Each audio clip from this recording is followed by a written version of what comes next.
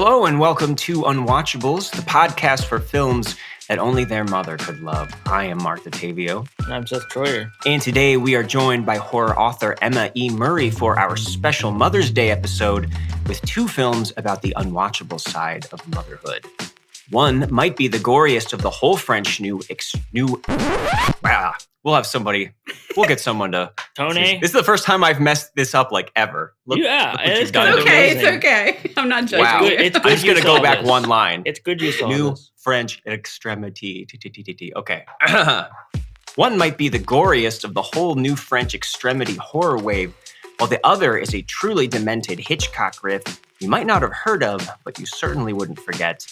Those films are 2007's French slasher film Inside and 2013's shocking psychodrama Proxy.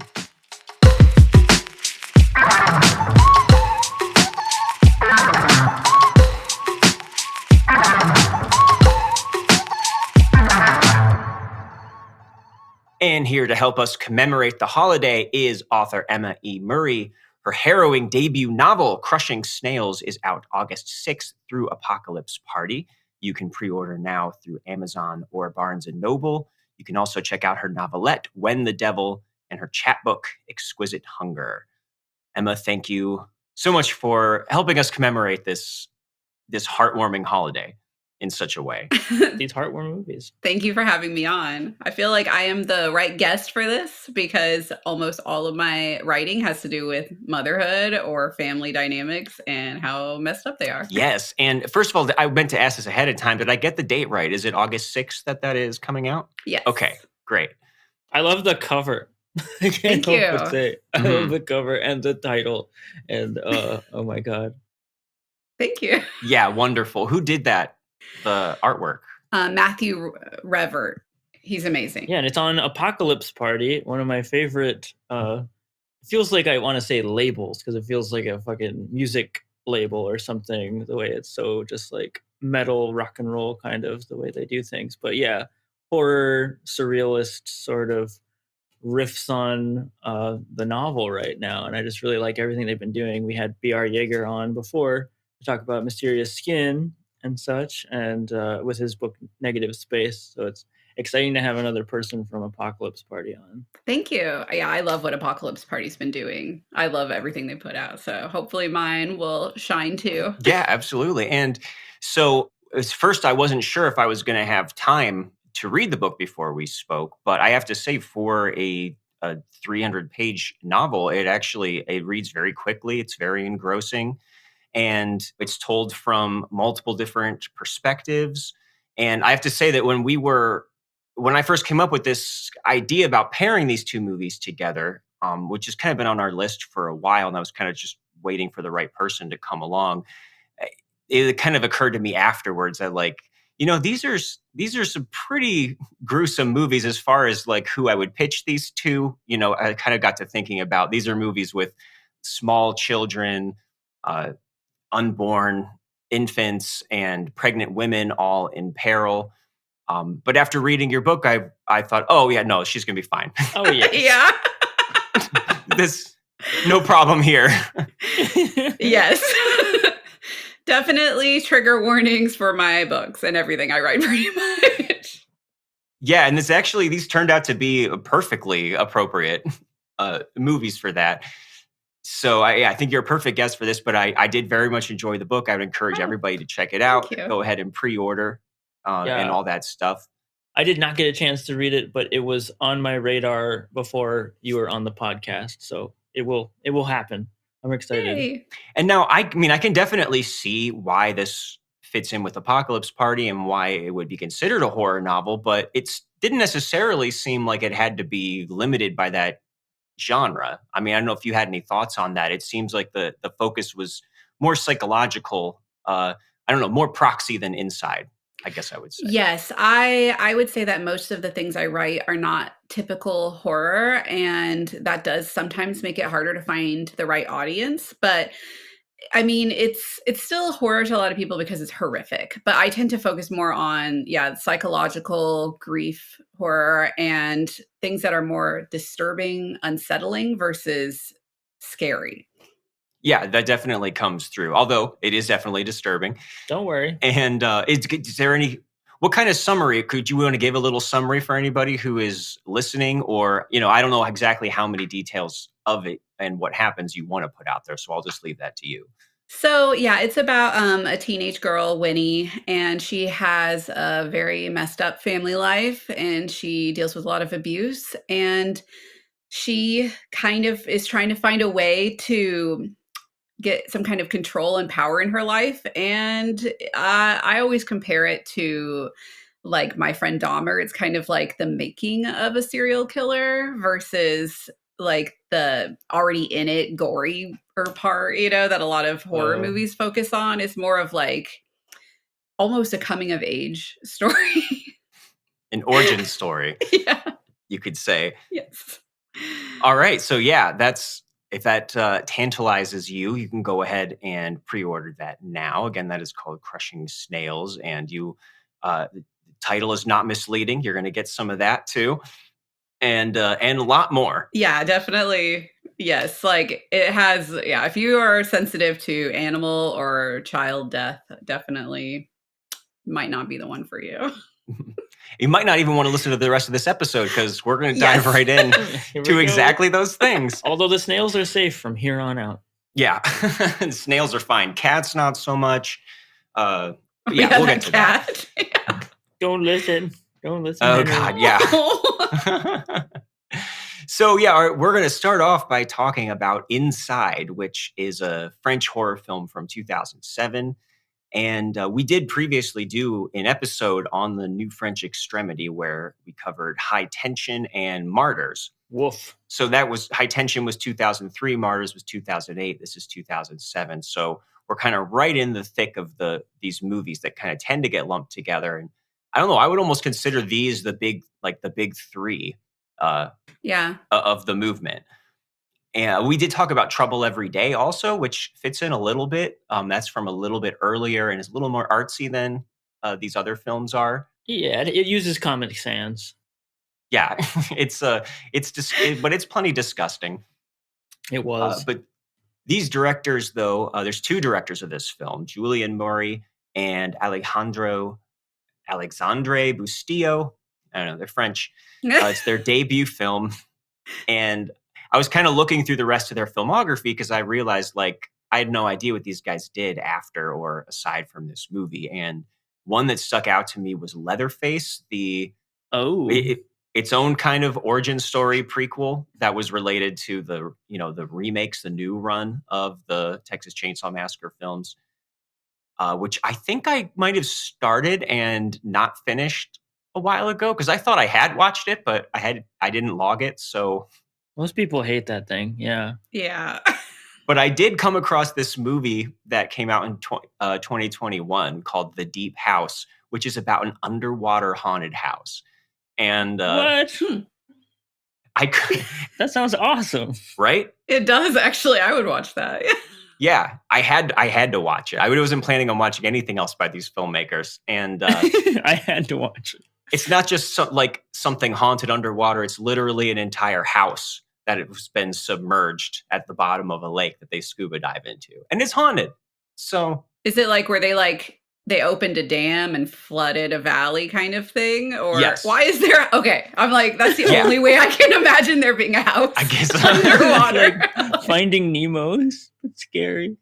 Right. Well, if you build underwater, it's a lot cheaper. That's what house prices are doing to us now. Right. So that's kind of fun, but that's kind of fun. Yeah. This movie, just to give a summary for anybody who doesn't know, is a very simple plot. It's just a woman who is pregnant and recently widowed in a car accident and is home alone one night, and a mysterious woman comes a knocking, trying to get her baby, her as yet unborn baby, out of her and terrorizes her for the whole night. She sure does. Assuming that we all know a little bit about these, this run of French extreme horror movies, do you think this might actually be like the bloodiest in terms of just gallons? Or yes, in terms of gallons, yes, unrealistically bloody. I think sure. Martyrs is actually the most disturbing one in my opinion, just because it gets at some like deeper questions than this one, and it's a little bit somehow more believable to me. but which is but saying something. yeah. But yeah, no, this one is definitely the bloodiest, I think. One of the bloodiest movies I've ever seen. Me too. I was not anticipating it. Right up there with the Passion of the Christ, I gotta say. Holy shit. As far as this podcast is concerned, which we were not anticipating Passion of the Christ being that bloody, but I think this finally beats it, actually. Holy shit. Definitely reaches that French extremity. Like, it is like the joke is that nobody has that much blood in their body. And yeah, wow. That's a lot of blood that occurs in Oh this. yeah. At the end, it was just like, what? There's like The entire literally house like is red. gallons of blood coming out. I'm like, that's just not possible. Yeah, and it's surprising too because it starts out with thinking we're going to have this really, small, just two people squaring off, kind of thing, and instead it ends up having this outrageous body count. It's just like a revolving door of just dudes walking into this house and like, what's going on? Oh God! Oh, what's going on? Oh. Yeah, who would think that many people would come into your house at night on like Christmas? Exactly. It's my favorite Christmas movie, though, other than Eyes Wide Shut. I'm like, I forgot this was a Christmas movie, and now I'm like, oh, that's my new go-to, because usually I say Eyes Wide Shut, and I'm like, this one's even weirder. But I feel like this movie is very different before the people start showing up, because we do have a setup that's a lot more low key. Except for the CGI fetus. I think we have to address this. Let's start there. Yeah. A very poorly CGI'd fetus we return to several times throughout the movie to kind of like check in and see how he's doing. It's wild. Yeah. That's honestly the worst part of the movie. Like, yeah, it kind of looks like Final Fantasy cutscene from like a PlayStation 2 or something. And yeah, it's like it's just like and it even like opens up its eyes and reacts to things. Yes. No, that's the worst. Is that it's so it's like weird. Stop, and it's like that's not what it doesn't make any sense. Yeah, your brain can't really register it as like, oh, that's the baby inside of her. It's just like immediately like, did it change to a different movie? Is it 2001: A Space Odyssey or something? Like, right?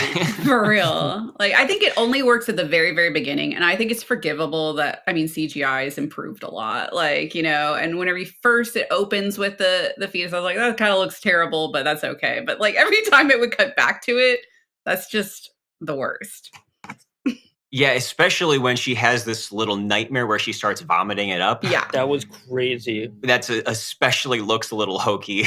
And also it's just the fact of what's happening. It's definitely like the most amount of like light show that this movie kind of has. The cat's involved for some reason at one point. Just funny because otherwise there seems to be a lot of what look like more practical effects than the CGI. Although you can notice anytime they touch something up a little bit.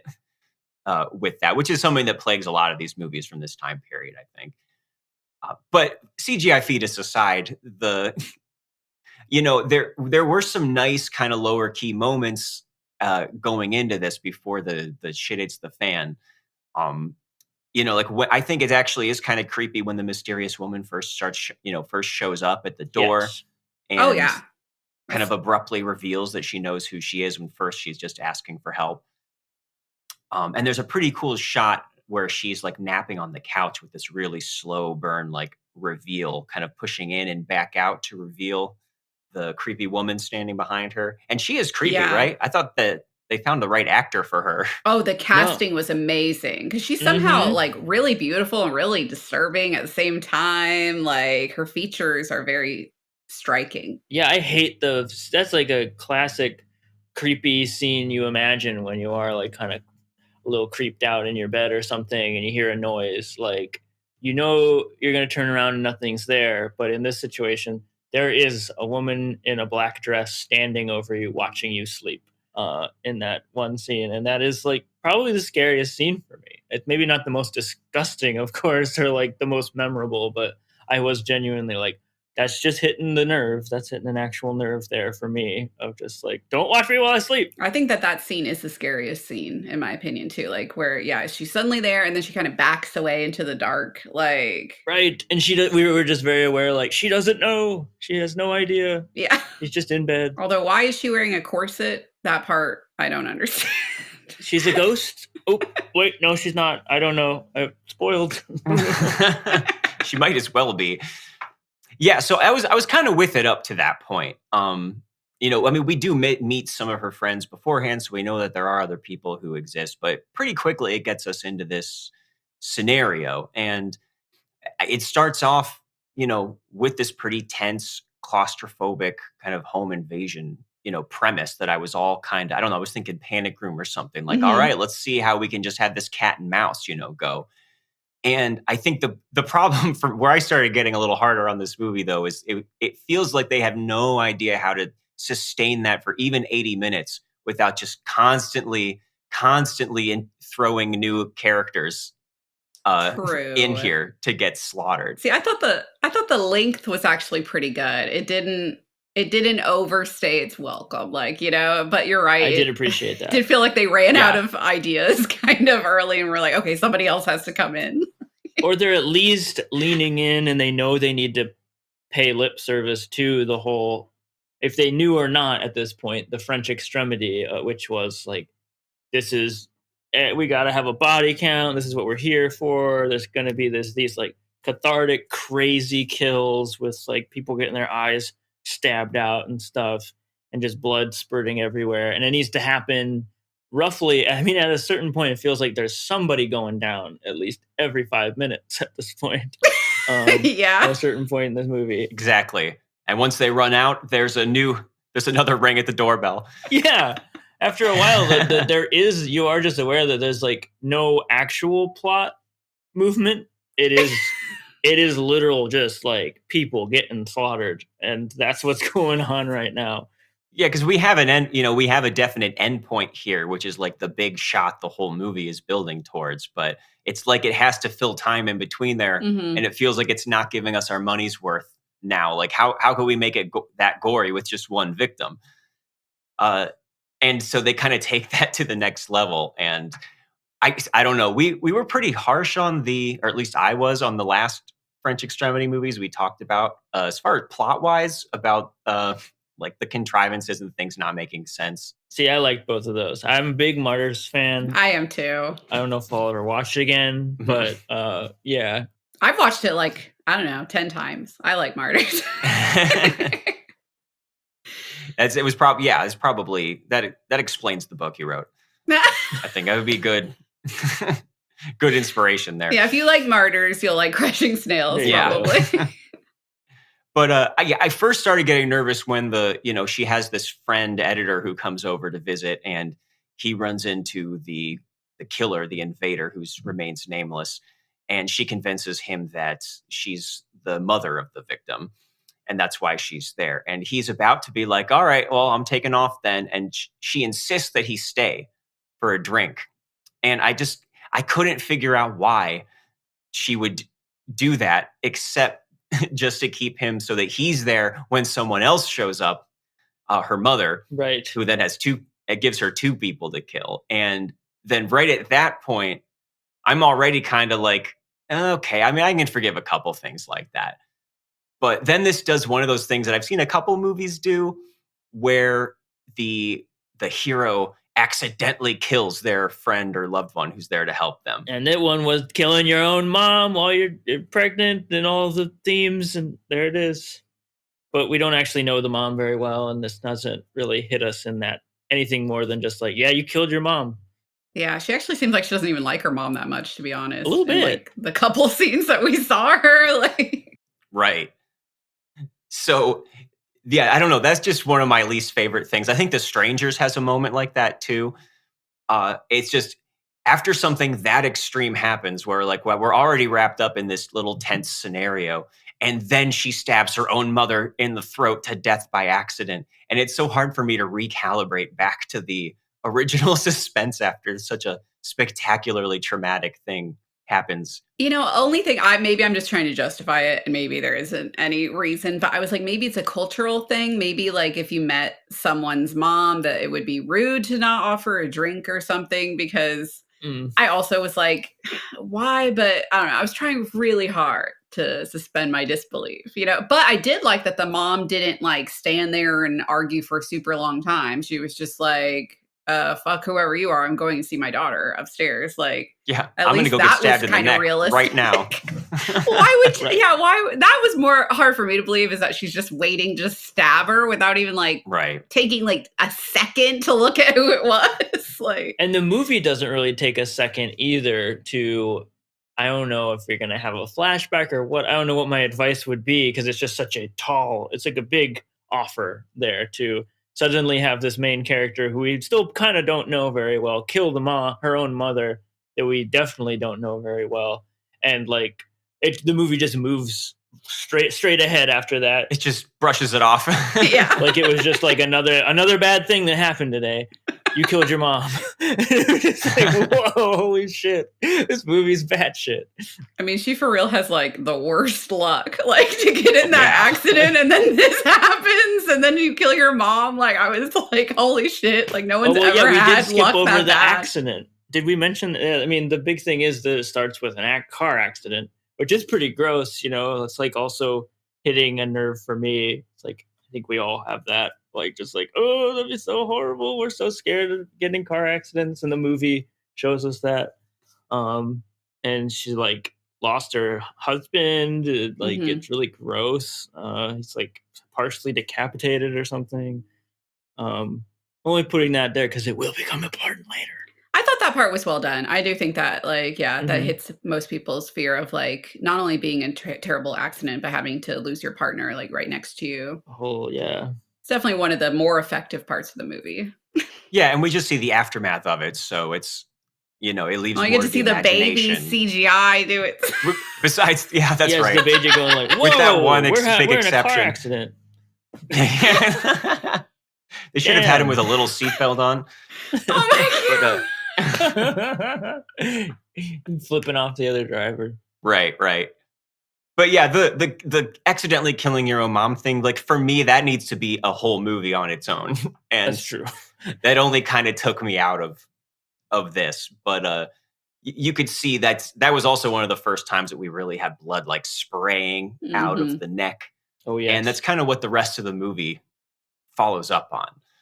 And I think if anything, it's a little hard to take it like this premise, which is very disturbing and high stakes. It's a little harder to take it seriously with this approach that the whole movie it takes, I guess, where it wants to be this over the top, gore fest above all, which I think that comes at the expense of really getting under your skin in the way that this could.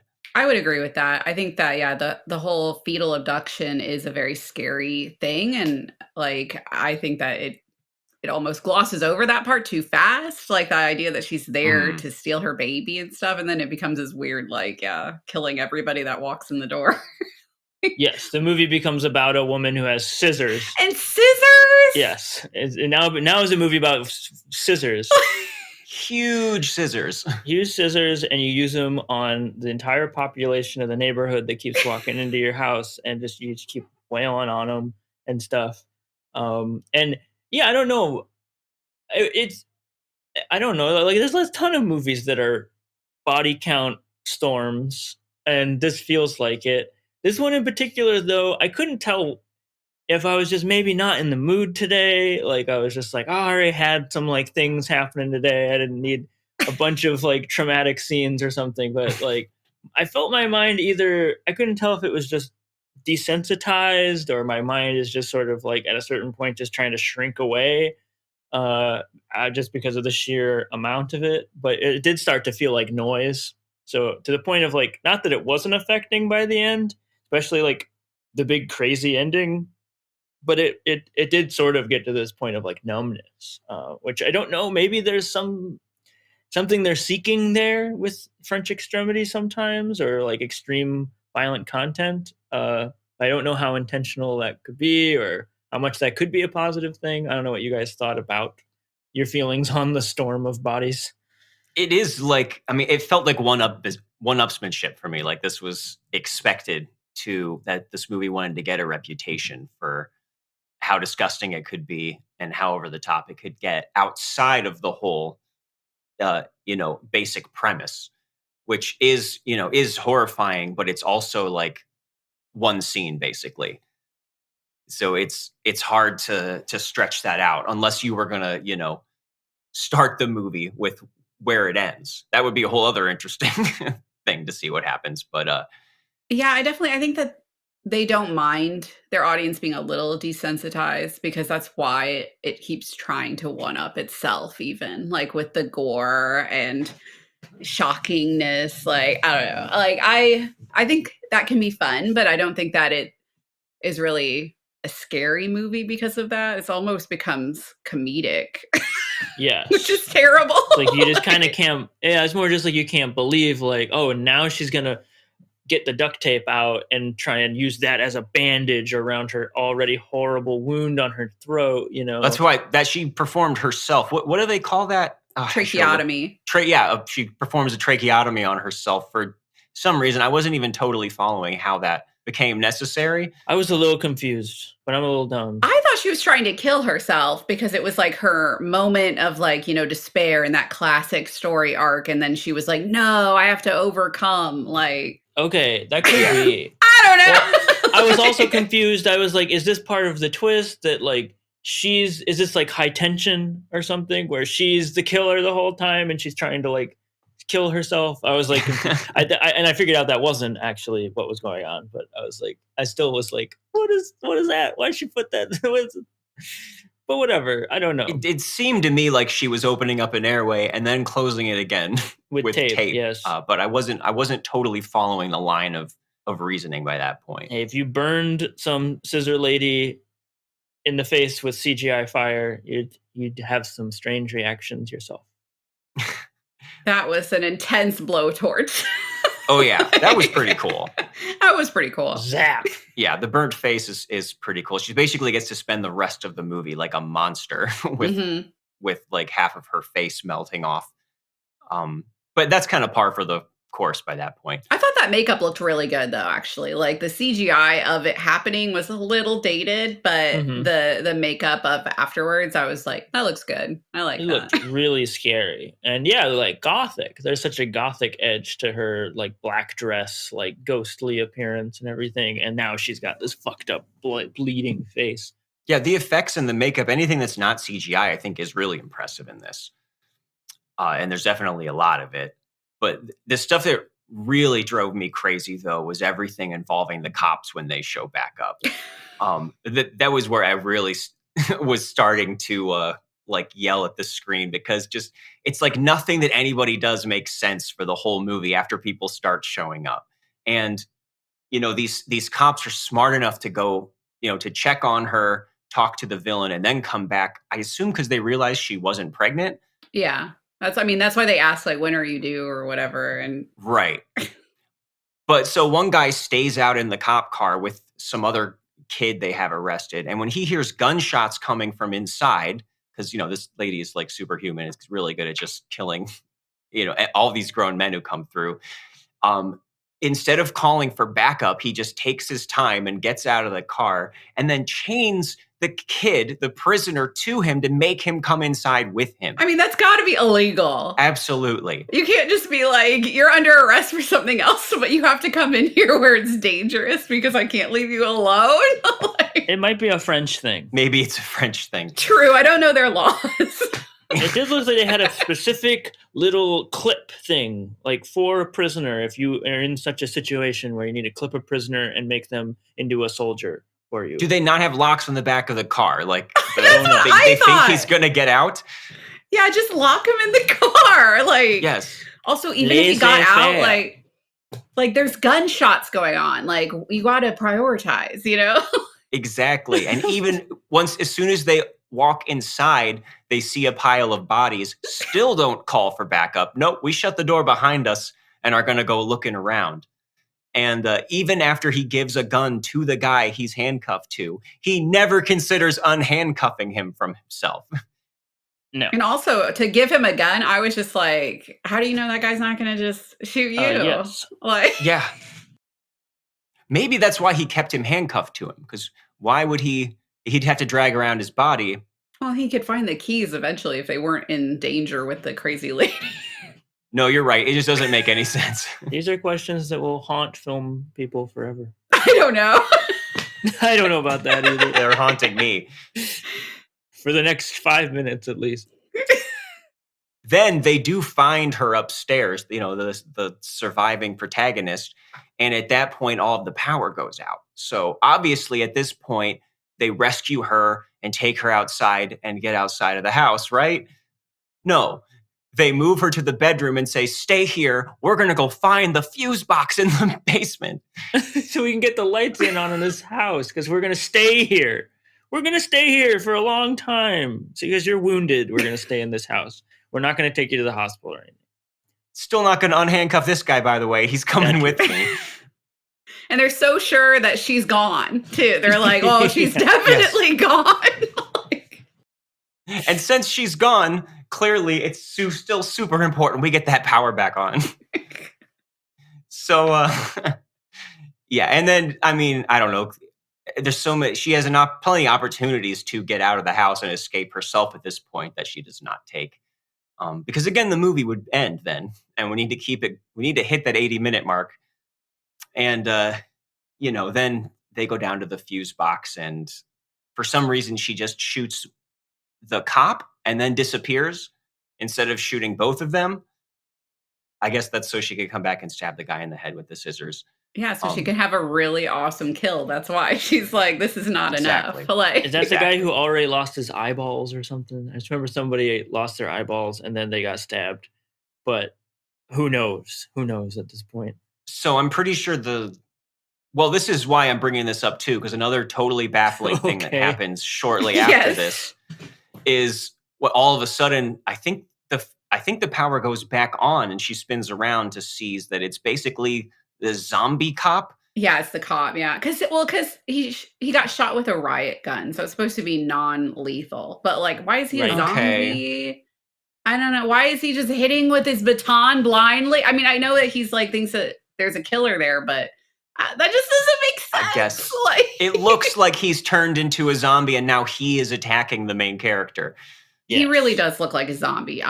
The first time I saw it, I was like, what the hell? Is there a zombie disease now? Just a different culture.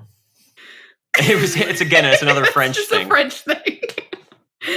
I was even more confused though, because the guy he's chained to gets stabbed in the forehead with scissors, and he has this long moment of pulling it out like he's wandering around, brain damage. So why not just have him be the one who wanders zombified back on? He is like lobotomized. Yeah. I don't know. Like that would almost make a little more sense, but again, I just don't know, Mark. Because I think you could survive. I mean, like it'd be definitely, terrible, but I think you could survive if you only got hit in the frontal lobe. Like, depending on how you got hit, there are definitely people who have lived through that. So that would have made more sense. That happened to Seth. Yes, I'm fine now. Right? He's fine. I'm just a little funny. Yeah, this was like last weekend too.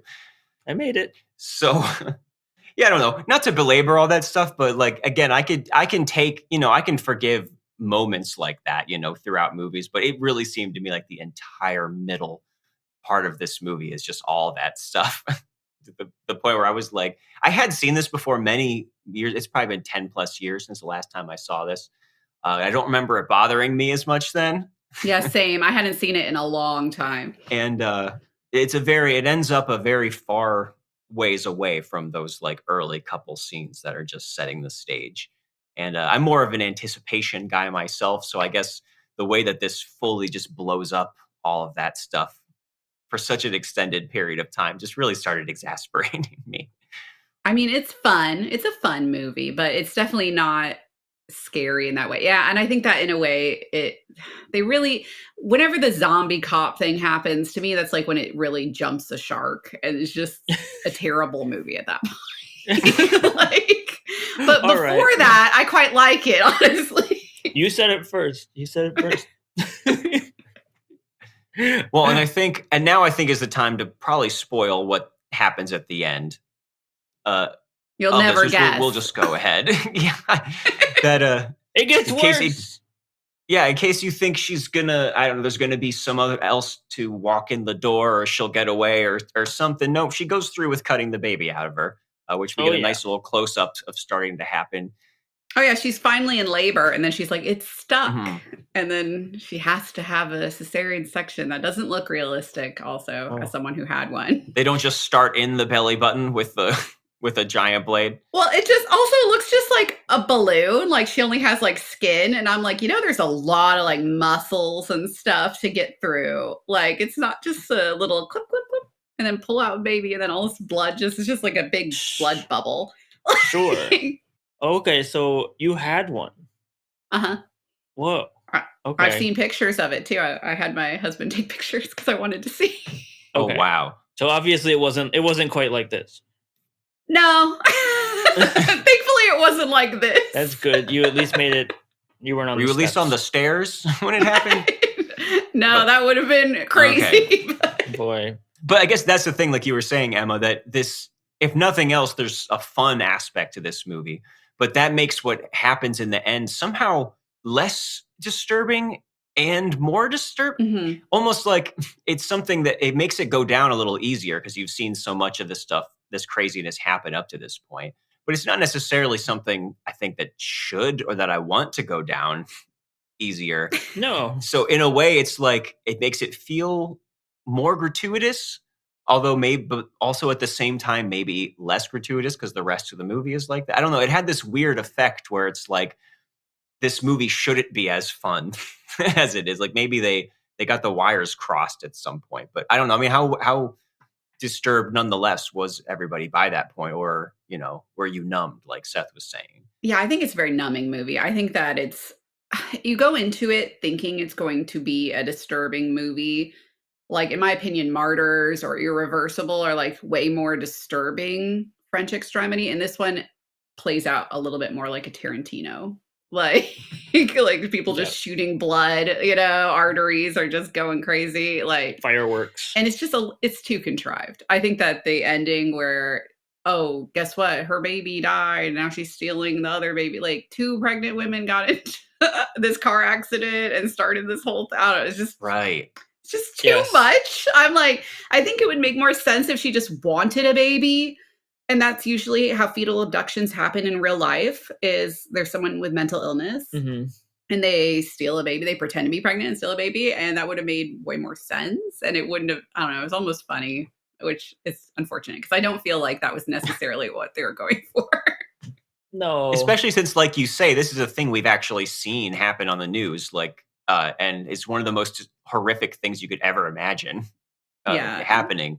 And, I mean, whether you should exploit that for a horror movie in the first place, I mean, I think everything is fair game, but yeah, no, I have no problem with that. Yeah, it's interesting to have this tone going for it. Yeah, like so extreme that you're like, this is like, I'm completely numbed to it. It's almost funny. You shouldn't be like, look at that looks fake. Like you should be upset. Like, and it's revenge for you killing my baby. It's not necessarily just some crazy person off the street, Well, it is an interesting example of that it's getting us in that zone of like being worried. I mean, that is something I worry about and like ride the line on sometimes with content where it's like, I don't believe that guns in a movie equal some sort of like, oh, there's like real world consequence, but there is some sort of thing that does feel odd. And yeah, like it's interesting that we all kind of felt a little, maybe protective is the word, of the fact that this movie got us into like worked its magic in such a way that made it so this really, really horrible thing meant nothing to us. And like I was just sort of like at a certain point like, oh yep, they're going, oh that happened, oh that was like my play-by-play in my mind, which is, I don't know, I'm not worried that this movie corrupted my moral center or something, but it is weird to watch that happen, and then you are sort of like, this exercise good for me unnecessarily to like that this exercise that got me to the point of seeing something like this and being numb to it. I don't know. Yeah. Well, it is surprising for a movie with such a realistic premise to be fun in the way of like monster horror movies or classic slashers. Like, Mhm. because I think it does do that, which is kind of unique in that it takes something that would usually be a more serious movie and takes it to a very extreme level of something like, Hostel or something. Yeah. And a movie that actually does do something similar, I think, a lot more effectively that we've covered before was Stuck. That was like another based on a true story of somebody hitting someone with their car and then driving home with them stuck in the windshield and leaving them in the garage to die because they don't want to get in trouble. One of And those. which was like a horrific true story, but the movie is this really like almost like has all kinds of dark humor and it's over the top. But I don't know, it just worked. Like it wasn't numbing and it Yeah. wasn't just trying to like gross you out necessarily, but it was kind of, trashy and lurid in a way that I guess this is, but how you achieve that tone, I guess. And also that movie ended up kind of having a psychological insight into people's like self-justification about Yes. how she ends up blaming the victim, That's a whack ass movie for sure. Yeah. Boy. And yeah, well, you mentioned Tarantino, and it did. I don't like leaning too heavily on this argument, but it did make me think of like some sort of old school complaints you could make as far as like script writing 101 about how like it was not set up in a way for me to care about this woman. I don't even know her name really by the end of this movie. Like she is just some lady who is in this situation by the end of this, because I just don't have there's like no time, no room in this movie for any sort of like getting to know her, getting to like feel for her in any sort of big way, or any of the other characters for that matter.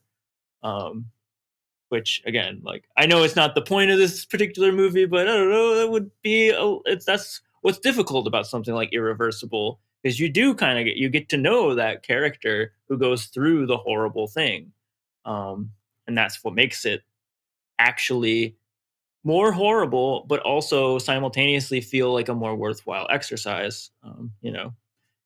100% agree with that. Yeah, I think that this movie wanted to be like that, and they just didn't succeed in making us care. I think that the beginning, that's kind of slower with her boss and everything, is supposed to make you care, but it wasn't executed right, in my opinion.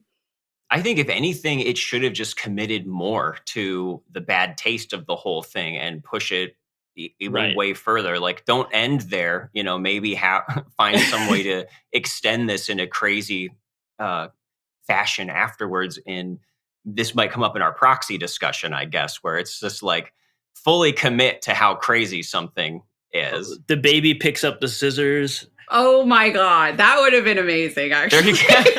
That would have been Honestly, would have saved the movie. That would have saved it for me too. I would have been like, okay, it was funny all along. I wasn't wrong. Okay. Yeah. Well, I guess we're at the point now where we can each decide whether, if you would unwatch this film. And I'll just start by saying, I mean, in all reality, it's not like I wish I hadn't watched it or anything. But on the scale of just how much I like something, I did resent it a little I just kind of felt dumber by the time the movie was over, which was, got me a little bit riled up. So I want to give this like an unwatch in spirit, even though, I mean, it's not really something like it's not so disturbing or so bad that I necessarily wish I didn't watch it, but I want to penalize it somehow. Shame on you.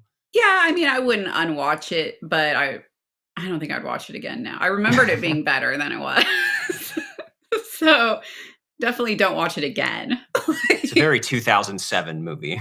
Yeah, if you saw it back then, just let it stay. Like, if you liked it back then, it didn't age well. Like, those were the days. I think I'm gonna unwatch on this one. I woke up from a nap and I was a little grouchy, and I just don't think I needed this at that point. This wasn't the pick me up that you were looking for? This was not, it did not pick me up. It did not pick me up. It threw me down the stairs. And then performed a cesarean section. No! On my mood. It performed a cesarean section on my mood. And I think I did, maybe we glossed over a little bit. I just want to say, it was really kind of gross. It was just kind of like, I was pretty grossed out. And just like the sheer amount of like raw, gross data. I feel like it could have been grosser, to be honest. I feel like it relied a lot on just like very watery looking blood. That, yeah. I don't know. I'm like, if you're going to go that full gore, go gore. Like, Yeah, that's true. show me that hostile eyeball, Like, clip it off. Lop a few arms off. Yeah. So, Emma, you're a mother, or you've had pregnancy before. I didn't know if there's anything I am a mother.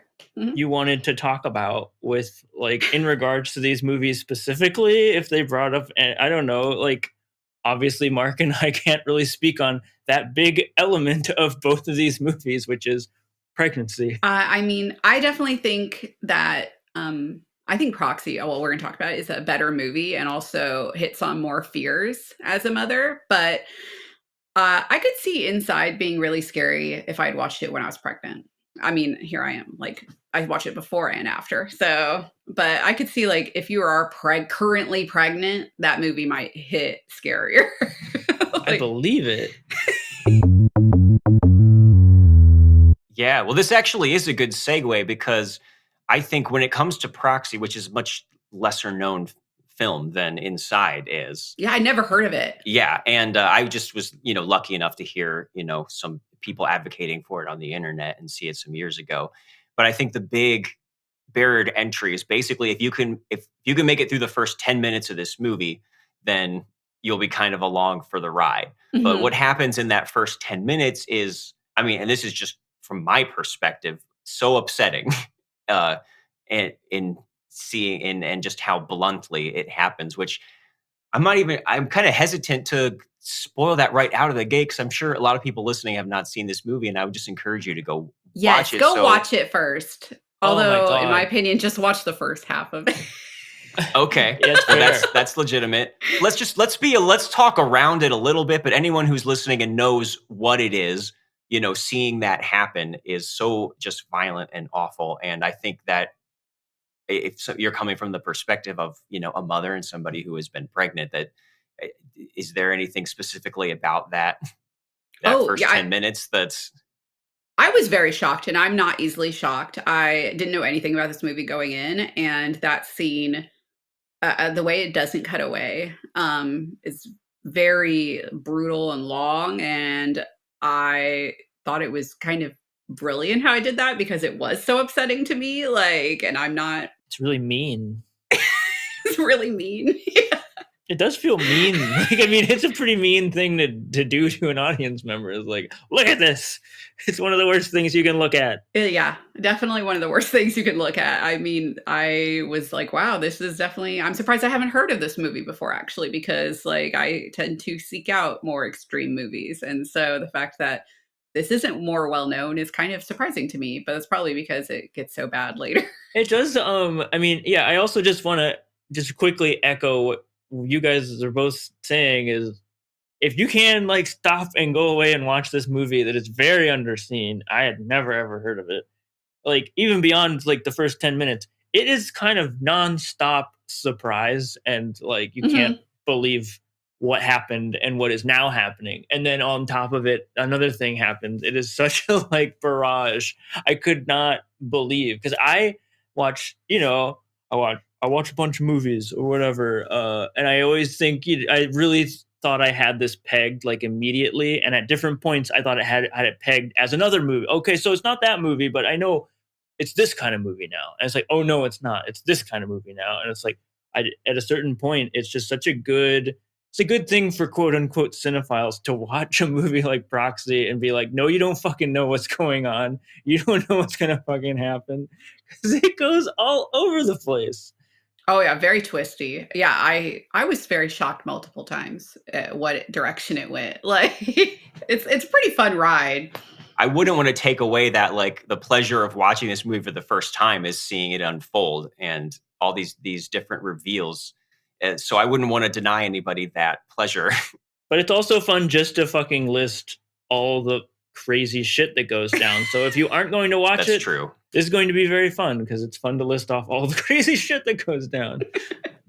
Yeah, and it really is a unique sensation to be kept so off balance for like an entire movie, like all the way to the end. I could just not predict where it was going to go, but it doesn't seem like it's all arbitrary or like it's just one damn thing after the other. Like even after that first scene, the movie slows down, and it every time it does one of these reveals, it really takes the time to like pay attention to the ramifications of it. And Yeah, here we are. Yeah. yeah, this is a 2-hour movie, much longer than Inside, and is really takes its time to methodically go through these twists and recalibrate things as they go. So I thought that the director did an amazing job with pacing because they did know how to stay in the moment, but not make it feel like it was dragging. But yeah, I was really impressed with that, especially in the first half. Like there's so many quiet moments too that the actors do a great job too, for the most part, especially at the beginning. Like where you're just trying to, figure out what are they thinking, and they're doing very subtle, like almost micro expressions sometimes. And I was really impressed with that. yeah, and I think if we're, we can't talk about this at all unless we semi spoil it. So, Let's she go. does. We can at least say she loses her pregnancy early on in the movie and starts going to support groups where she meets somebody else that she becomes friends with and then starts to feel romantic attraction towards. But this person that she becomes friends with, who seems to have it all together and be this like go-getter, reaching out in support groups, self-help kind of person, turns out to be being disingenuous about what happened to her for her reason of being there. And for a while, you're kind of like, oh, so she's really the crazy one. And then you're like, you get a reveal of exactly why she lost her baby in the first place. And you're like, oh, okay. Everybody's now I crazy. can't tell who's crazier. Oh man, it's all of a sudden like a insane lesbian thriller horror movie or something. Yeah. With all these like crisscrossing like gay romance going on and like S&M like sub dom but to the extreme like relationship going on is what like is at the heart of the movie, which I thought was so awesome and crazy. I don't know what to even do with it. Yeah, and I mean, how great is that girlfriend character? Like, I just love her in this movie. And especially she comes in handy in the second half when we kind of have a gap to fill that's there now character-wise. And I just thought she was a great addition, and that you mentioned the performances, Emma, at least the main female performances in this. I don't know any of these actors really. I know that the person who starts out as the protagonist really reminded me of Kristen Stewart back in her. Same. I had to right? check it wasn't her. I was Yeah. like, what? Like, because she didn't quite look like her, but I was like, God, she really looks like her. I'm glad we're all in Yeah. agreement there. Yeah.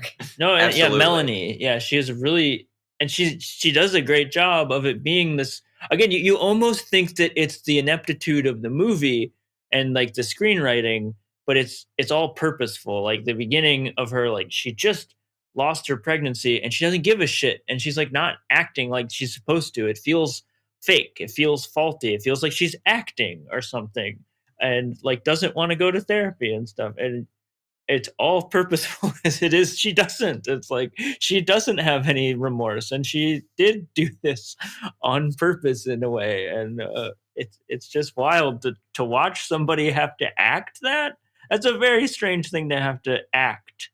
It's not just like, okay, you're going to be sad now. You're going to be this. It's like you're hiding a strange, very violent relationship that caused the end of an infant's life for kicks, and you're at a therapy group and you kind of don't give a shit about it really.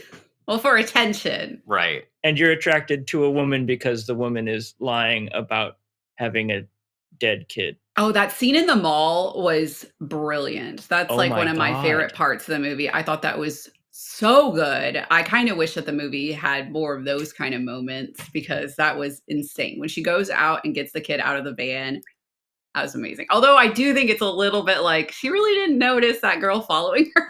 Yeah, it's true. But okay. No, I love it too because it's all us watching her watch her. Mm-hmm. Like that's what's cool about it, and that is like we're obviously formulating our own thing, but we are constantly remembering like, oh, what's going on in her mind? Like, what is she thinking about all this now? That's like a theme of the whole movie, though, is people watching each other react to different things. Like you That's really good. see that. Like they're all paying attention to other people, and almost every scene is someone watching someone. Sure. And I think that you could interpret the, title to be a lot about that too, as far as these roles that they're playing in each other's stories, whether they know it or not. And that sequence in particular at the clothing store and so much of the movie did bring to mind Hitchcock for me. And not the least of which because of this score, this violin score that is so much like a Bernard Herrmann, like suspense music, which I just loved, especially in this crazy context. Yeah, constant sneaky guy music. Yeah. Yeah, I wrote that down too. I was like, love the score. That was like one of the first things I really noticed. Like, it's definitely like compared to Inside, where it had not as good of a score, in my opinion. Like, if that felt Right. like it was trying too hard. This one, yeah, I wasn't expecting the violin type, Hitchcock feel. Classical, yeah. Yeah, and it really gave it something more. And especially the structure of the movie and the way that we like shockingly shift protagonists halfway through is Mhm. very Psycho, Yes. or even Vertigo, as far as kind of like bifurcating the movie in two and Yeah. starting over again in a way. There's almost a couple different complete Psycho turnarounds like throughout this movie. Well, it's very Psycho. It even happens in a bathroom. So Yes, exactly. yeah, I mean, I thought of that connection too. When I saw that, I was like, oh wow, yeah, this is a totally different half of the movie now. Yeah, and actually Brian De Palma comes up a lot too, just because he does a lot of kind of like more modern Hitchcock pastiches or inspirations, you could say. So, and as far as having this kind of not quite naturalistic style, the performances are a little bit heightened or stilted kind of on purpose, with one big exception. And it's all very deliberate. So if you're into that kind of stuff, there's really nobody else out there doing something exactly like this that I know of. Which is why I love seeing, trying to get people to see this movie and appreciate it. Oh yeah, I'm so glad you had me watch this movie because I don't think I ever would have heard of this movie, and now I'm going to make everybody watch this movie. Well, Right? I mean, like maybe not everybody. Yeah, right. It might be like fast forward versus. One of those that would be really fun to watch with somebody, and I could tell Marc was over on the chair, like just like, all right, like 'cause I had never seen it. And I made sure we watched it together. Yeah. Mm-hmm. But then you could feel them, I'm sure, like watching you. Like, Yes. how are you going to react? Something's going to happen. Yeah, Seth was my proxy during this. Yeah, I was Yep. Proxy. Very good. But also, this was my first time watching it where I knew and remembered what was actually going on like throughout it. And I have to say that it holds up that way too, because you do see all the seeds being planted of what's actually happening all the way through. But even when you get to the shift in the middle, I do appreciate how it sets that up and goes in that different direction. But maybe we should start talking about that then, because if there weren't enough reveals and twists like going all the way through this, again, to only half spoil it, we basically end up shifting the focus after a extended slow motion crazy scene that turns everything around. That was too long. It was pretty long. That was too long. It felt like an Antichrist ripoff of the opening of Antichrist, which is also a little too long in my opinion. Oh my God. But Lars von Trier can pull off almost anything. It was way too long. I was like into so it. Nuts. I was into it, and then it was like, seriously, still? It's like, she's like getting up a little bit out of the tub, and I'm just like, oh my God, like, come on. And on one hand, we have another shocking child, murder, basically, and then we have the the switch off in protagonists. Oh my God. My brain like somehow dropped that whole scene out of my brain and it's just now rushing back at me. I can't believe that's the whole thing. Drowning the kid in the bathtub and the slow motion. The way it doesn't show it is well done, though. Oh, I it's thought so like gross. it actually was more disturbing to not see that happen. Absolutely. And to have it just in your mind. Like, and yeah. as someone who has a 3-year-old little blonde kid, I was like, God. oh my God. Oh, the kid was so cute too. Yes, the couple glimpses that we get. Peyton. And yeah, you just like, it's one of those moments where you're just hearing it happen, from like outside the room. And as it's going on longer and longer, you're like, oh my God, is this is really what's happening? And no one's going to stop it? Yeah, and is somebody going to come? Yeah, you're like, you keep expecting someone to come interrupt it. Doesn't happen. Also, the dad, he just has a shotgun ready. I'm pretty determined. He's like always got like that. I think everywhere he is, I got another shotgun in that room. He's ready with it loaded. Like, he's just ready to go. That doesn't make sense to me. Like, even if he saw her in there, I don't know. He's just like, I'm grabbing my thing, putting both in there. We're going. The way I like to imagine it, his whole life, he's so psyched. Because it seems like he just appears there at the doorway, like with the gun, and knows what's going on.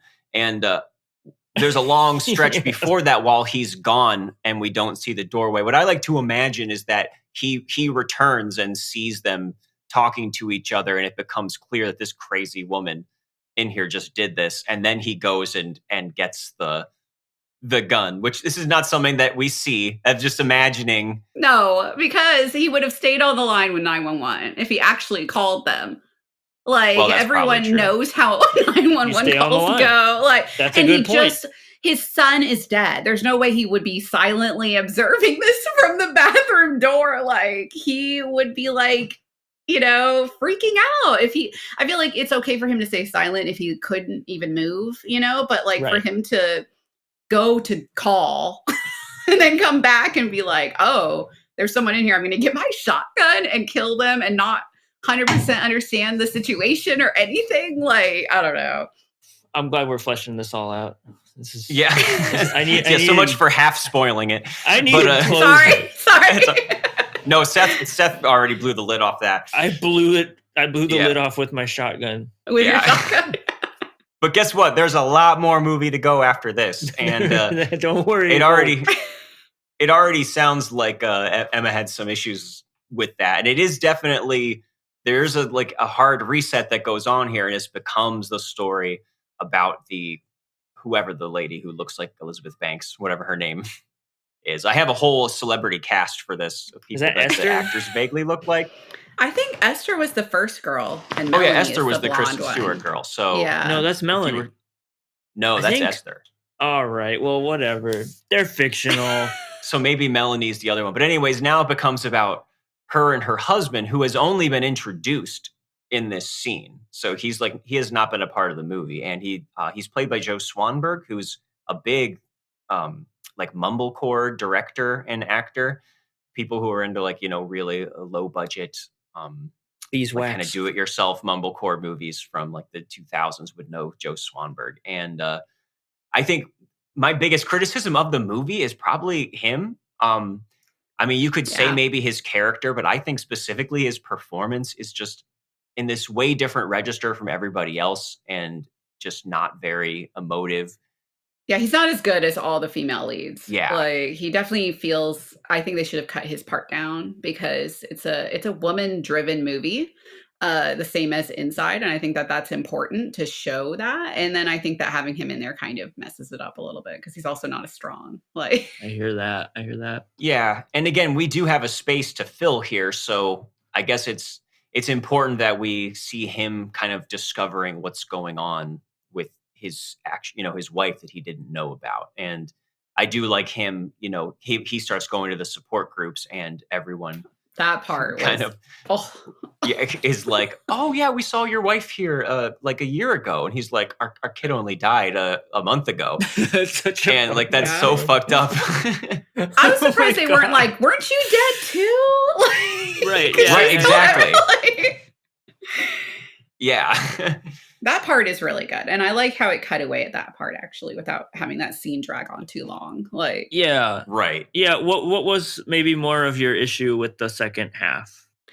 I think that it becoming kind of a revenge movie on the part of Annika just didn't work for me with how in depth the psychological horror was in the first half. Like, I really liked the idea of delving into these women who are, they seem to have a degree of psychopathy, but also possibly some kind of like depression where they can't feel anything and they're desperate to be paid attention to. That they're like, which is, a really important problem for a lot of women, is that women feel very, invisible in society, especially once, like if like the Esther, she's kind of, she's not the prettiest. She kind of blends in. She says nobody ever noticed her until she was pregnant. And she liked that attention, that she lit up people's lives just by being there, but she didn't want a baby. And obviously, Melanie gets a lot of attention from the sympathy, and she feels invisible, I think, as just a mother. She wants to be, someone that people pay attention to. Like, and you also see that in the scene where she sees the teacher to get her son's things from his like preschool, I guess, because he was only 3. Like, it kind of seemed like kindergartner. And I'm like, that doesn't make sense because he was 3. I used to be a teacher, so I was like, I don't know about this. But like, she wants that attention from him, and she also is getting almost like a sexual gratification from it. And so she likes that attention from the group, that she gets to be the one who has her shit together despite her quote unquote loss. And, at the mall, she gets the attention from everyone that she's like, my kid could have been abducted and I found him just in time. And like, there's a really interesting in-depth thing there that I wanted to be explored more about. Like, I don't know, it kind of reminded me of like almost Crash or something, where it's like this, like, what is this thing that's, I have this emptiness that I need to fill with something so perverse to other people. And that's why Esther was like, you're the only one who can understand me, because we are fucked up in the same way. Like, we need this kind of extreme attention that other people wouldn't understand. Like, they would think we're evil, but we're not. And then it becomes just kind of a almost like Cape Fear, like revenge kind of weird stalking thing, like, I don't know. Like, I feel like it really went downhill. I did like Annika, but I did think she was a little bit stereotypical as a butch lesbian, which I didn't super love. Like, that she seemed kind of a little bit one-dimensional in that way. Like, Driving a she was truck, just, yeah. yeah, she was just, a badass, like spinning on the glass and everything. And so I felt like it just really kind of fell apart a little bit for me. Although I do think there are still scenes that were really good in the second half. The first half I thought was going to be a darker exploration of how fucked up people can be because of trauma and their life situation, even if they seem like normal suburban people. But it kind of just goes into, I don't know. It's like I think Melanie kind of became just a pure psychopath by the end, which, what, I don't know, that didn't fit with how she was earlier. Because like when she goes to the playground and she realizes that she really does have a dead son now, and she's not just pretending, and she goes to her car and cries, and then her friends really don't have time for her, which she said in her pretend speech, that the worst part is everyone forgets right away and moves on, and you have to live with that grief. And that's when she was pretending to be grieving. And now she realized that her friends don't have time for her, and they are kind of like, oh, pawning her off on someone else. Like, have you tried calling her? Like, I'm kind of busy.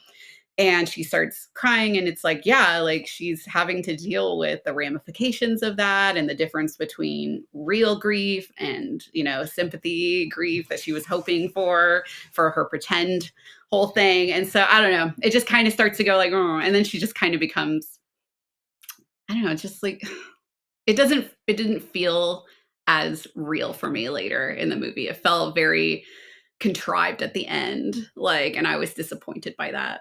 I'm sorry if you guys loved No, that's all. You put it all so well. That was really eloquent. I really appreciate that. And I think, like, to compare the two movies, I mean, I liked the second half maybe more than you. I had maybe less overt problems with it, but I do think it was a little weaker in my mind. And I think maybe what I could concede is like inside what we're dealing with is a lack of anything to grab onto. And here it's like the first half is more than most movies have to work with, and we already have so much to work with. And I could understand and maybe feel a little bit of that myself in the latter half, that like we already have a bunch here I'm very interested in, and you don't need to pull the rug out again and lose some of that, or like we could spend more time with that, which is a good problem for a movie to have, I guess. It is just tough to land. If anything, I was just like, where are they gonna land this fucking plane? I mean, that did make it fun though, because you are like, what is going to happen? But yeah, revenge does bore me most of the time a little bit. Like, not bore me, but it is like a mode I don't get super excited about in a story. Especially when the character wasn't as, like, I don't know, like fleshed out as the other ones, in my opinion, because she did seem to have like kind of a one-track mind. Like first she's like, I want to be with you and I'll do whatever it is so that you can be, you know, my girlfriend and have sex with me. And then later she's like, I have to kill in revenge for her. And I'm like, okay, wow, she could be a little bit more than that. You know, everyone else is, even the husband. Like, I thought it was really interesting, and I wish they'd gone into it more about his fantasies about wanting to torture Esther and keep her in the basement, and how he has this whole like fantasy about it. Like, there's so much in this movie. I forgot about that too. And at first you're like, does he actually? He doesn't have somebody, right? He's not a fucking serial killer. I really was like, oh my God, did he catch somebody else? Because there's no way she's alive. And then you're like, oh, he stepped outside and he doesn't have any blood on him, and he just did. Like, he's wearing the same thing. Like, obviously it's not real. And I thought that was actually really important, and that would have been cool to look at that in like a grief setting, because this whole movie is a lot about like, you know, grief and how do people deal with that. And or exploit it. Or exploit it, yeah. Or exploit it. And I thought that like that would have been really interesting, because a lot of people don't just move on, and that the only way it's really touched on is in that group setting. That guy's like, let's redirect your anger into what do you miss the most about your son, which I felt, I don't know, was first of all a weird, inappropriate thing for them to say to a guy that just lost his son like a month ago. And also I thought that was important, because a lot of people do become overwhelmed and obsessed with that kind of revenge, but there's no one for him to take revenge on because she's dead. And so like how hard that is for people whenever there is like a violent crime and that person is either in jail or never found, you know? And so I thought that would have been really interesting. But instead, like, yeah, they start all these things and then they just kind of like, but never mind. Like, I guess I see all those other characters as mainly being there to bring out something more in Melanie in the second half, where she really is the focus. So I could see the husband and Annika as being there kind of like a little bit more like devices just for how they serve the character of Melanie, whether it's him discovering her secrets or you know, Annika basically instigates what happens in the climax is really the main point, I guess, to her character. yeah, but then they shouldn't have given her so much screen time, I feel. They did give a lot. Because like to give her as much screen time and not flesh out her character, like I feel like I would have accepted that more if she had been like less of a focal point, because she really had her own storyline. Sure. But to just be a person who's kind of there to instigate the next thing, it doesn't work whenever you gave her that much, you know?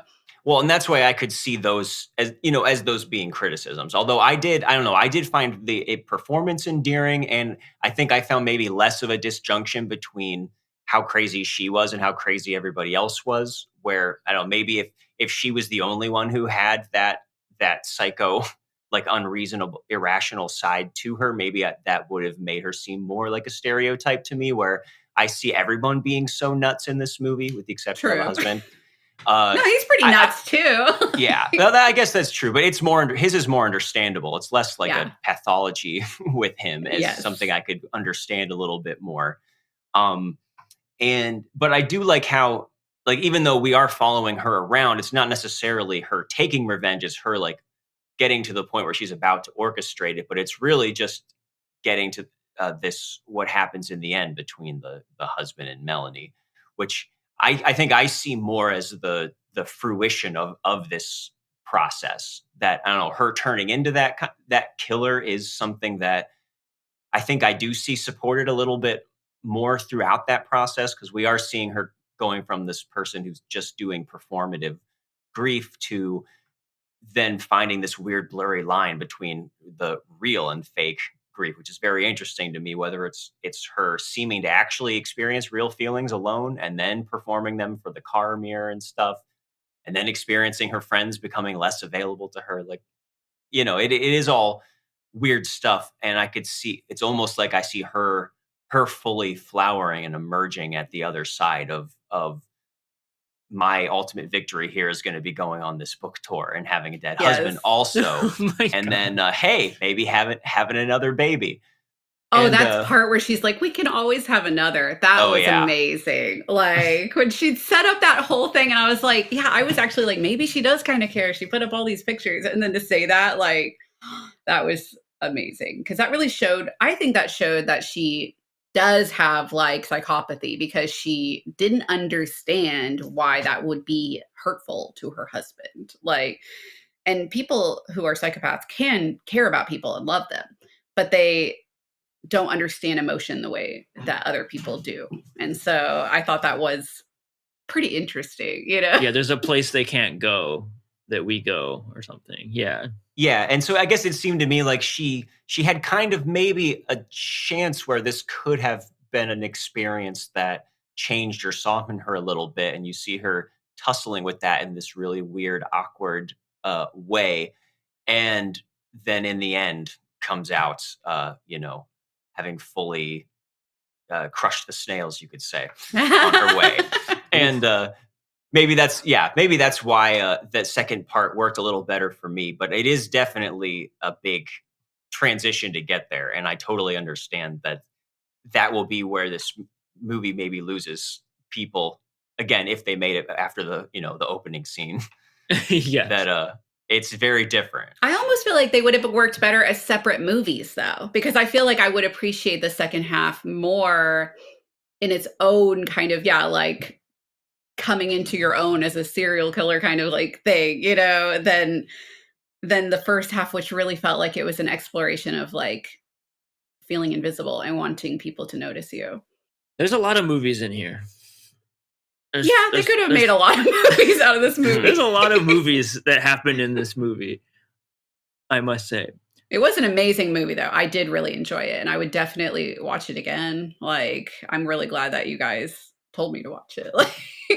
All right. I'm so glad that it sounds like everybody ended up really liking it, because I've been honking this movie's horn for a while, and it's just there just aren't that many people who have seen it. And especially the frustrating thing is that the director, Zack Parker, has not made a movie in the 11 years since, and it's starting to, make me wonder if he's ever going to again. Yeah, there aren't very many, yeah. And apparently this actually was his fourth movie.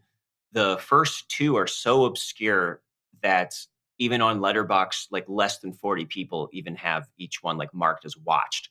So wow. I don't know what's going on with those. There was one right before this he did called Scalene that I just caught up with the other day because I'd always been curious about it. It has Margot Martindale in it, and as kind of it seems like a little more mature, and it's not as good as this to me, but it does have a very strange structure that's told from like three different perspectives, and one of them is achronological, like going backwards, and the other one goes forwards. And it also deals in this kind of provocative, touchy subject matter. There's like a disabled someone's disabled son gets accused of like trying to rape somebody, and then you start to get like the wow, clues I'm that come sold. out. I'll watch And it. All right. I won't it say is more anymore. of this like nested narrative thing going on, which is what's so great about this, but is, I imagine, why it hasn't reached a bigger audience, because it's not an easy sell of like as far as I thought it was just like a horror movie by the poster, and also like we were linking it with Inside in this podcast, which like maybe it would fit better with some other movie now that I've actually watched it. But it is sort of like and it's hard to like communicate. I was trying to communicate to like my partner about it, like what the hell this is, and it's like I guess it's a thriller, but that also undersells it. It's like you have to kind of like take the person on this ride of like almost spoiling the movie in order to get them in the seat about it, because otherwise it does sound kind of like, okay, yeah, sounds whatever, sounds interesting. Like, it's hard to communicate like just how bonkers and wild this movie is. But I really hope with this podcast it gets a little bit more viewership, because I think it's really worthwhile, just at least for like sitting down and going on a roller coaster of a plot. It's so unique. Like, I think that it is a hard movie to market, because how do you tell anyone about it without ruining it? You know, like, exactly. Just watch it. You just have to watch it. Yeah, but then you have to hear that from somebody you actually trust, though. Exactly. You know, like, exactly. Yeah. So it sounds like no one watches here. I think we're all on the same page about this one. Yeah. 3 watchables. Yeah, I'll be honest. Like, I was a little fooled by thinking that it was going to be kind of a shitty horror movie, and like by the midpoint, I had too many White Claws, and I think I could barely keep up a little bit. Oh my God, you have to rewatch it. I'm very excited to rewatch it. I mean, it was a blast being a little tipsy watching it, because it was just so like, what the hell? Whoa. That's what I kept saying. What the hell? Whoa. I kept saying that. I had a couple of like, what the fuck? Yeah, moments too. Oh my God. It's a blast. Yeah, it's a beautiful thing. And let's hope that Zack Parker gets to make another movie someday. Someone out there, give him some money. And S. Craig Zahler, or Zahler, however you say his name. These people that I want to see more movies from. It would be a shame if we never got one. Yeah, I would love to see another movie. Yeah, with that kind of crazy nested narratives, like, there needs to be more like that. And maybe there's some hope for that, because I feel like stranger movies are getting more of an audience. So sure, A24, scoop him up. Yeah, yes. Let's go. I love like honestly, everything A24. Honestly, this does kind of fit in with that world, I think, a little bit. Like, that sort of totally feels like an A24 movie. Twisty, I got it. Yeah. like cutthroat, like no idea where it's going kind of horror. Yeah. Very much so. Do that. Yeah. He deserves more prestige. All right. Well, Emma, before we let you go, I want to make sure that we ask you our special Unwatchables questionnaire. Ding ding. So that we can get you on the record for your opinions, starting with, what is your favorite film? So my favorite film, a lot of people are surprised, but it's Grizzly Man by Werner Herzog. Oh my God, I just watched that for the first time 2 days ago. Oh my God, it's so good, right? It's really so crazy. I've watched a lot of Werner Herzog. Crazy. I've watched a lot of his movies, and I've just now got around to that one for some reason. But amazing. It's his best one. Oh my God! Like, the fact that man, what Timothy Treadwell, was real is just insane. Like, and that movie just hits everything. It's funny. It's sad. It's scary. It's weird. It's got more. It's like, it's, you know, Herzog doing his weird into himself thing and inserting himself in this narrative. Like, and you can't tell what is like him acting and what is his reality in it, because he is kind of a narcissist. Like, I fucking love that movie. I've seen it like 100 times. No, that's what struck me as like a new viewer of it, was just like, I wasn't anticipating just how multifaceted the experience would be. I thought it would, because documentaries are so one note. And this is like, it takes you not through, Herzog. Like, no, not Herzog. No Herzog. But and this is his perfect subject. Oh man. You know, he's made a lot of documentaries, and this is like the one that's like the perfect meeting of form and Herzogian. All right, great pick. So the next question is, what is a film where your opinion drastically changed about it, either for the worse or the better? So I did already mention this film, but when I first saw Irreversible, I was actually just watching it because it was on a list of like shocking movies. And I was like kind of in that whole like edgelord bullshit. Like, and then that movie is absolutely brilliant. And I think I understand why people don't like it. And I understand why a lot of people would not be able to watch it. But I thought that the way that it tells the story, that's actually a revenge story that is worth like diving into, and it really makes you reconsider a lot of things about your life. And even though it's very nihilistic, like, I walked away from it and I was like, this is not just a shocking movie. This should not be on this list with all these other movies. Like, this is a brilliant movie. So yeah, but it is a movie that's hard to recommend to people because I don't think that most people would be able to stomach it, to get that out of it. It's the quintessential Unwatchables movie. I agree, great work of art and just really hard to get through.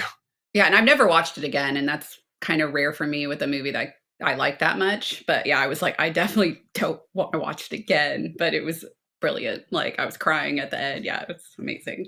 All right, and then what is your most unpopular movie opinion? Okay, so this is a pretty unpopular opinion, but I think that real upsetting footage does have a place in film.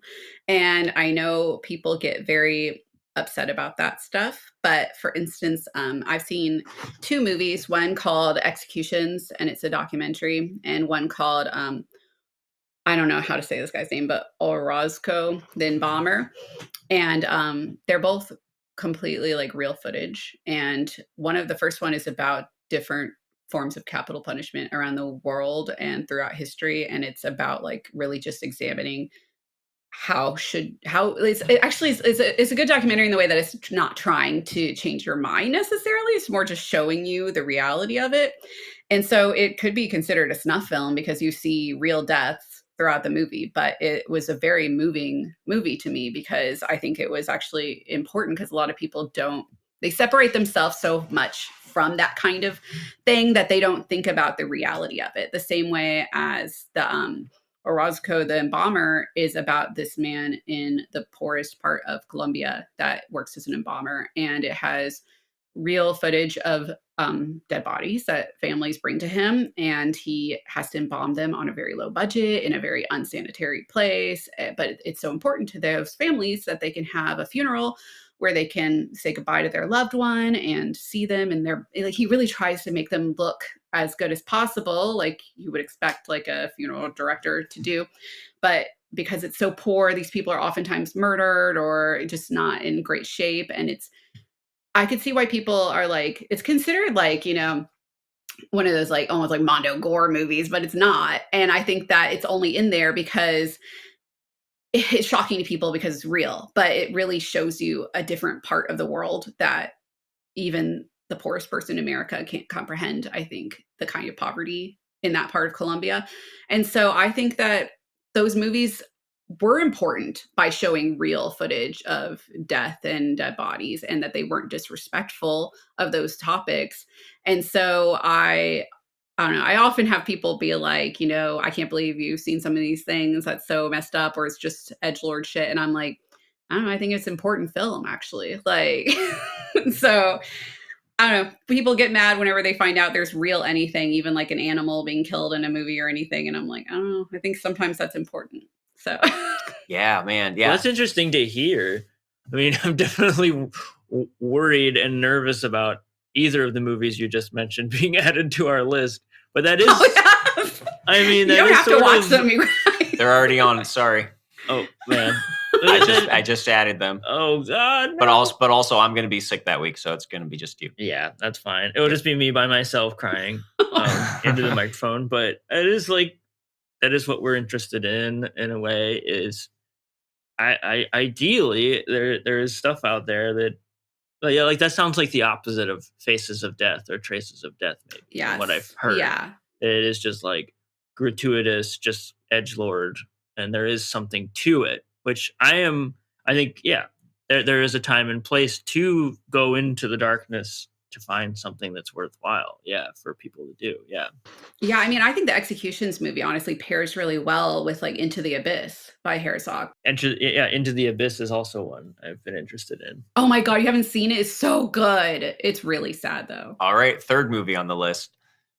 Well, and speaking of things that you can stomach, what is an unwatchable movie for you, or the most unwatchable? A Serbian film is definitely the most unwatchable movie. And I've seen Faces of Death and Traces of Death and all that. And a Serbian film is I wanted it to have more substance to it, but it just feels like shocking to be shocking. And I walked away feeling like, it's just trash, like I can watch almost anything and see some kind of merit in it, but that movie is just not good. Like, maybe you guys will feel differently. I have met people that liked it. So, and they thought that it had, you know, a reason to exist. But, and I'm all against censorship. I'm like, you know, do whatever you want. But like that movie feels like it's just pushing boundaries to push boundaries. And I guess maybe that's the point, but it's not good. Yeah, it sounds like. Well, you have us so excited now to dive into it. I just can't wait. You guys are really going to hate it. I'm sorry. Us is a strong word. This will be another Seth solo episode.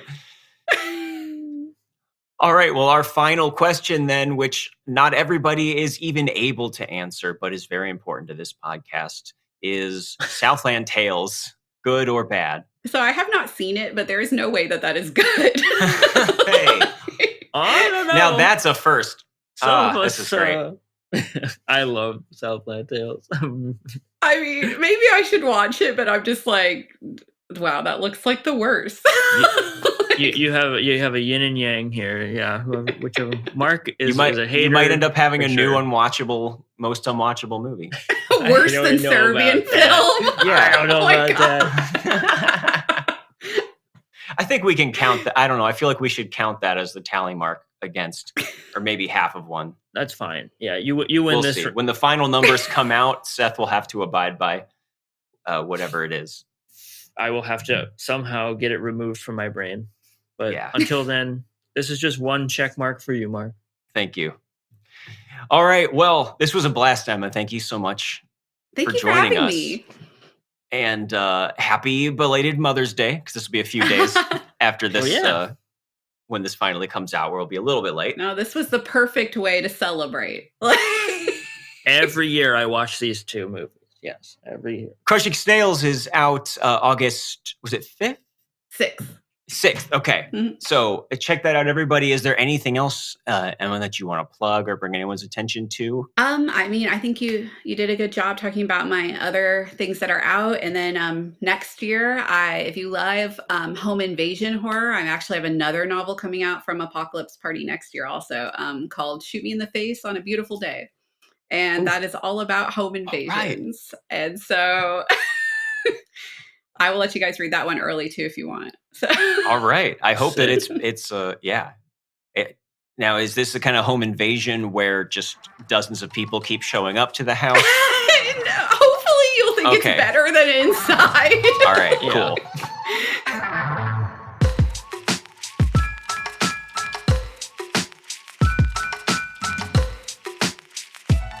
Unwatchables is produced by Tony Scarpitti, hosted by me, Marc Dottavio, and Seth Troyer, with artwork by Micah Kraus.